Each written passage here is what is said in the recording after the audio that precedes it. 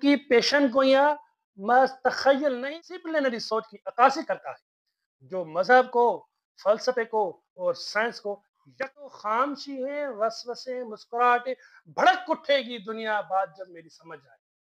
نحمدہ ونصلی ونسلم علی رسول الکریم، اما بعد فاعوذ باللہ من الشیطان الرجیم، بسم اللہ الرحمن الرحیم۔ وسخر لکم ما فی السماوات وما فی الارض جميعا منہ ان فی ذلک لآیۃ لقوم یتفکرون۔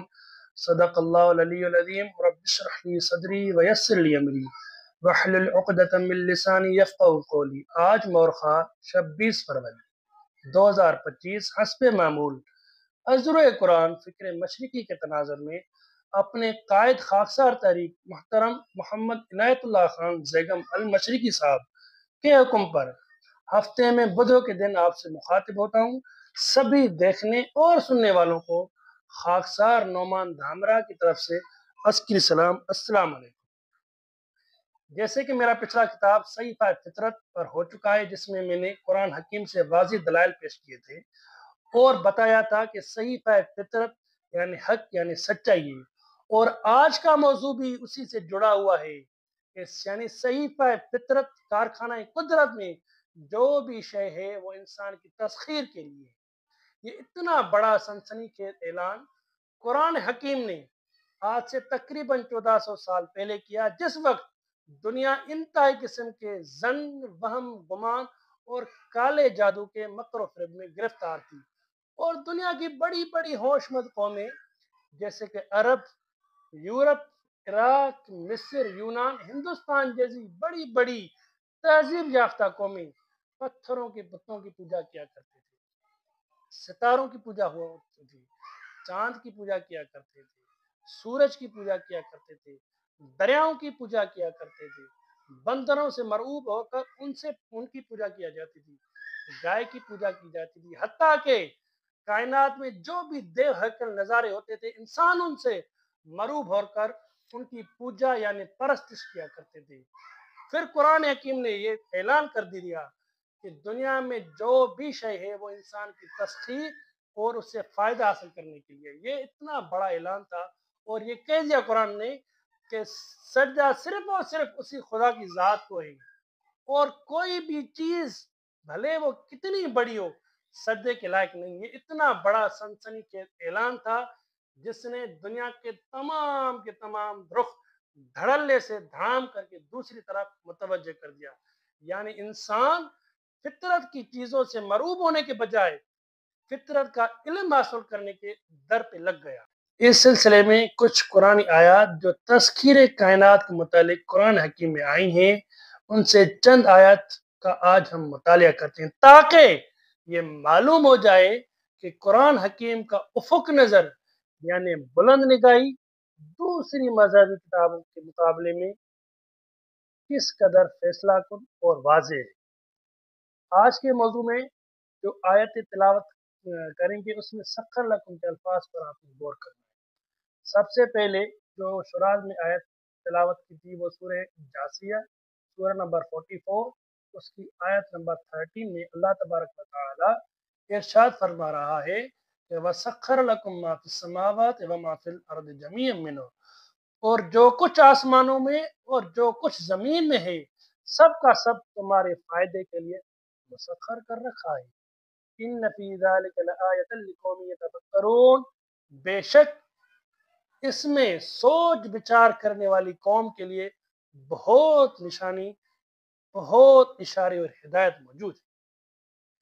یعنی اس آیت میں کہا گیا ہے کہ جو کچھ آسمانوں اور زمین میں ہے سب تمہارے فائدے کے لیے مسخر کر رکھا ہے۔ اس میں سوچ بچار کرنے والی قوم کے لیے بڑے اشارے اور ہدایت موجود ہے۔ کیا ہم تفکر یعنی سوچ بچار کرنے والی قوم ہیں؟ یہ آپ سے سوال ہے۔ اس کے بعد سورہ لقمان 31 اور اس کی آیت نمبر 20 میں اللہ تبارک و تعالی ارشاد فرما رہا ہے کہ الم تر ان اللہ سخر لکم ما فی السماوات وما فی الارض، کیا تم لوگوں نے اس بات کی طرف نہیں دیکھا کہ بالتحقیق خدا نے تمہارے لیے جو کچھ آسمانوں اور جو کچھ زمین میں مسخر کر رکھا ہے۔ वअस्बग़ अलैकुम निअमहु ज़ाहिरतन व बातिना, और तुम पर अपनी ज़ाहिरी और बातिनी नेमतें मुकम्मल कर दी हैं। वमिनन नास मन युजादिलु फिल्लाहि बिग़ैरि इल्मिन वला हुदन वला किताबिन मुनीर, फिर भी लोगों में से ऐसे हैं जो खुदा के बारे में बगैर किसी दलील, बगैर किसी हिदायत और बगैर किसी रोशन किताब के झगड़ते हैं। यानी इसकी कुन्ना वो माहियत दरियाफ्त करने के मुतालिक इसकी फितरत का इल्म हासिल किए बगैर या फितरत की रोशन किताब का मुतालिया किए बगैर झगड़ते रहते हैं। कितना बड़ा इशारा है। यानी सहीफ़ा फितरत ये भी एक किताब है, इसका ना मुतालिया करते हैं ना मुशाहिदा करते हैं, फिर भी झगड़ते रहते हैं। उसके बाद सूरह इब्राहिम 14 और उसकी आयत नंबर 32 और 33 में अल्लाह तबारक व तआला इरशाद फरमा रहा है कि अल्लाहुल्लज़ी खलक़स समावाति वल अर्द व अंज़ल मिनस समाइ मा, अल्लाह वो है जिसने आसमानों और जमीन को पैदा किया और आसमान से पानी उतारा, फ़अख़रज बिही मिनस समराति रिज़्क़न लकुम, फिर उस पानी के जरिए से फलों से तुम्हारे लिए रिस्क निकाला। वसख्खर लकुमुल फुल्क लितजरी फिल बहरि बिअम्रिही, और तुम्हारे लिए कश्तियों को मुसख्खर किया जो खुदा के कानून से समंदरों में चलती है। वसख्खर लकुमुल अनहार, और तुम्हारे लिए दरिया मुसख्खर किए। वसख्खर लकुमुश शम्स वल कमर दाइबैन, और तुम्हारे लिए सूरज और चांद को मुसख्खर किया जो चल रहे हैं। वसख्खर लकुमुल लैल वन नहार, और तुम्हारे लिए रात और दिन को मुसख्खर किया। इन दोनों आयतों में सखर लकुम के अल्फाज पर गौर करें कि तुम्हारे लिए मुसख्खर किया गया है। वसख्खर लकुमुल फुल्क, यानी तुम्हारे लिए कश्तियों को मुसख्खर किया गया है जो खुदा के कानून से दरियाओं में चल फिर रही हैं। देखें सूरह रहमान में है कि लो लो मोती और मरजान समंदर में ओ तरे में चली जाती हैं, लेकिन इतने बड़े बड़े जहाज अल्लाह के कानून से समंदरों में चलती हैं। अल्लाह तबारक व तआला कह रहा है कि मैंने आपके लिए मुसख्खर कर दी है, आप इनसे फायदा उठाओ। वह सखर लकुमुल अनहार, और आपके लिए दरियाओं को मुसख्खर किया है। पहले दरियाओं की इबादत किया करते थे इंसान, अभी जब ये ऐलान हो गया तो फिर इसके बाद इनसे फायदा हासिल होगा। दरियाओं से रोजी रोटी का इस्तेमाल होता है, आज बिजली बन रही है दरियाओं के पानी से। अल्लाह ताला ने ताबे कर दिया इंसान के लिए। वसख्खर लकुमुल शम्स वल कमर, और तुम्हारे लिए सूरज और चांद को मुसख्खर किया है। इस पे आखिर में इंशाल्लाह गुफ्तगू करूंगा, जरूर करूंगा। अल्लामा साहब ने क्या पेशन गोई की थी इसके बारे में, और जो आज मनोहन साबित हो रही है। वसख्खर लकुमुल लैल वन नहार, और तुम्हारे लिए रात और दिन को मुसख्खर किया है। रात को आप आराम करते हैं, दिन में आप काम काज करते हैं, ये भी आपके लिए अल्लाह तबारक व तआला ने मुसख्खर किया। इसके बाद सूरह नजम 53 और उसकी आयत नंबर 31 में अल्लाह तबारक व तआला इरशाद फरमा रहा है कि वलिल्लाहि मा फिस समावाति व मा फिल अर्द, और जो कुछ आसमानों और जो कुछ जमीन में है वो अल्लाह ही का है। लियजज़ियल्लज़ीना असाउ बिमा अमिलू व यजज़ियल्लज़ीना अहसनु बिल हुस्ना, ताकि वो बुरे इंसानों को इन्हीं चीजों के जरिए उनकी काहली और गफलत की सजा दे, और हुस्न अमल करने वालों को यही चीजें बतौर इनाम दे। यानी सूरह नजम की आयत से तो बिल्कुल वाज़ेह होता है कि न सिर्फ रुए जमीन बल्कि आसमान की तमाम चीजें यानी करोड़ा अरबा सितारे भी खुदा ने बना बना कर इन अपने पास इसलिए रखे हैं कि वो सब के सब इंसानों को जो हुस्न अमल करें उनको बतौर इनाम दे। गोया जिस कदर कोई सही करेगा तो उसको इनाम भी उतना ही बड़ा मिलेगा। दर हकीकत खुदा अज़्ज़ा व जल का इशारा इन ताकतों की तस्खीर की तरफ। और आज जब साइंस और टेक्नोलॉजी ने उनके ख्यालात को अमली शक्ल दी है, जिसको आज हम देखते हैं, उनकी पेशन गोइयां न सिर्फ दुरुस्त थी बल्कि उन्होंने फितरी वसाइल के इस्तेमाल का जो फलसफा पेश किया वो जदीद दौर के सब्ज इनकलाब की बुनियाद है। अल्लामा मशरिकी दौर में शमसी तवानाई को ख्वाब समझा जाता था, लेकिन आज ये तवानाई का एक बुनियादी जरिया بن چکا ہے، جس کی ابتدا سن 1950 سے سولر سیلز کی ایجاد کے بعد شمسی توانائی کو عملی شکل دینے کی کوشش شروع ہوئی، اور اس کی ترقی سن 2000 کے بعد فوٹو وولٹیک ٹیکنالوجی میں انقلاب آیا، اور جدید سولر پینلز سورج کی روشنی کو 22% تک ایفیشنسی کے ساتھ بجلی میں بدل دی گئی، اور آج شمسی فارمز دنیا بھر میں 50 میگا واٹ سے زائد بجلی پیدا کر رہے ہیں۔ پاکستان جیسے ممالک میں بھی یہ منصوبے کارآمد میں، جیسے قائد اعظم سولر پارک جیسے منصوبے توانائی کے بحران کے حل کے لیے استعمال ہو رہے ہیں۔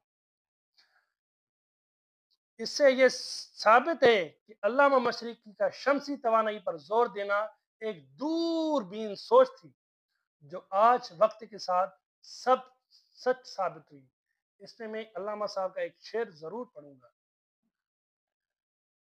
وہ کہہ رہے ہیں کہ ابھی تو خاموشی ہے، وسوسے ہیں مسکراہٹیں، ابھی تو خاموشی ہے وسوسے مسکراہٹیں، بھڑک اٹھے گی دنیا بات جب میری سمجھ آئے۔ آج ہم جدید دور میں اس کی افکار دیکھ رہے ہیں، وہ بالکل منون ثابت ہو رہے ہیں۔ آج دنیا بھڑک رہی ہے۔ اس کے بعد وہ چاند کی روشنی اور مدو جس کی توانائی کو بھی انسانی استعمال کا کامل قرار دیتا ہے، اور اشارہ دے گیا ہے کہ چاند کے نور کی ایسی طاقت کو بھی انسان استعمال کیوں نہیں کرتا۔ سلام ہے اس کی بصیرت پر، اس کی بصیرت کو سلام ہے، اور آج یہ ثابت ہو رہا ہے کہ چاند کی روشنی سے، یعنی چاند کی کشش ثقل کے زیر اثر سمندروں میں پیدا ہونے والی مدو جس کی لہروں یعنی ٹائیڈل انرجی سے توانائی حاصل کرنا ایک حقیقت بن چکا ہے۔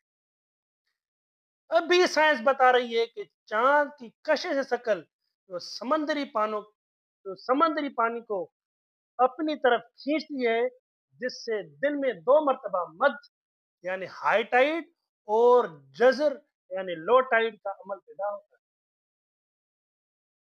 جس سے پانی کی حرکت کو ٹائیڈل ٹربائنز کے ذریعے بجلی میں تبدیل کیا جا سکتا ہے۔ اس کی مثال جنوبی کوریا کا سیوالک پاور اسٹیشن، جو دنیا کا سب سے بڑا ٹائیڈل پلانٹ ہے، جو 245 میگا واٹ بجلی پیدا کرتا ہے۔ اور دوسری مثال ہائیڈروجن پروڈکشن، مدو جس کی توانائی سے ہائیڈروجن گیس پیدا کرنا، جو صاف ایندھن کے طور پر استعمال ہو سکتی ہے۔ علامہ مشرقی نے کہا کہ فطری وسائل کو کامل بنایا جا سکتا ہے، اور اس کی عملی تصویر آج ہمارے سامنے موجود ہے کہ شمسی توانائی ہو یا مدو جس کی توانائی، دونوں کا مقصد فطری قوتوں کو انسانیت کی بہتری کے لیے استعمال کرنا ہے۔ ان کی پیشن گوئیاں محض تخیل نہیں تھی، بلکہ ایک سائنسی حقیقت کی بنیاد پر تھی، جو آج سائنس ثابت کر رہی ہے کہ فطری وسائل، سورج، چاند، ہوا کو استعمال کرنے کا تصور نہ صرف درست ہے، بلکہ یہ اس انسانیت کے مستقبل کا محور ہے۔ در حقیقت یہ بین الضباطی یعنی انٹر ڈسپلنری سوچ کی عکاسی کرتا ہے، جو مذہب کو، فلسفے کو اور سائنس کو یکجا کرتا ہے۔ آج ہم دیکھتے ہیں کہ ان کا یہ تصور بالکل درست ہے، جو سائنسی طور پر بھی اور عملی طور پر بھی کامیاب ہے۔ لہذا ہمیں ان جیسے مفکرین کے افکار کو سراہتے ہوئے فطری وسائل کے استعمال کو وسعت دینے کی کوششیں تیز کرنی چاہیے۔ آج کے موضوع کے مطابق سخر لکم ما فی السماوات و ما فی الارض، اور جو فطری وسائل ہیں اس پر غور کرنے کی انتہائی ضرورت ہے۔ وآخر دعوانا ان الحمدللہ رب العالمین۔ السلام علیکم۔